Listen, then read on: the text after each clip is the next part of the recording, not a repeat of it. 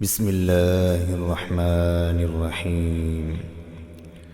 لا أقسم بيوم القيامة ولا أقسم بالنفس اللوامة. أيحسب الإنسان أن لن نجمع عظامه بلى قادرين على أن نسوي بنانه بل يريد الإنسان ليفجر أمامه يسأل أيان يوم القيامة فإذا برق البصر وخسف القمر وجمع الشمس والقمر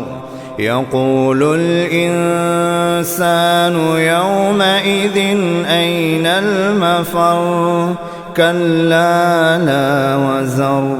إلى ربك يومئذ المستقر ينبأ الإنسان يومئذ بما قدم وأخر بل الإنسان على نفسه بصيرة ولو ألقى معاذيره لا تحرك به لسانك لتعجل به إن علينا جمعه وقرآنه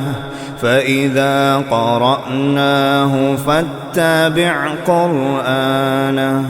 ثم إن علينا بيانه كلا بل تحبون العاجلة وتذرون الآخرة وجوه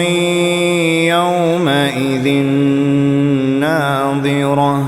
إلى ربها ناظرة ووجوه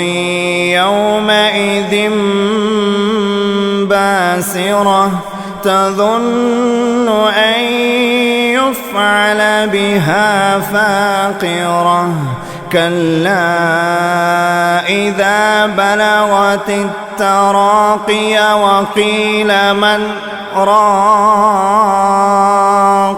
وظن أنه الفراق والتفت الساق بالساق إلى ربك يومئذ المساق فلا صدق ولا صلى ولكن كذب وتولى ثم ذهب إلى أهله يتمطى أولى لك فأولى ثم أولى لك فأولى أيحسب الإنسان أن يترك سدى ألم يكن نطفة من مني يمنى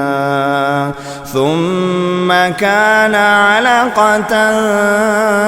فخلق فسوى فجعل منه الزوجين الذكر والأنثى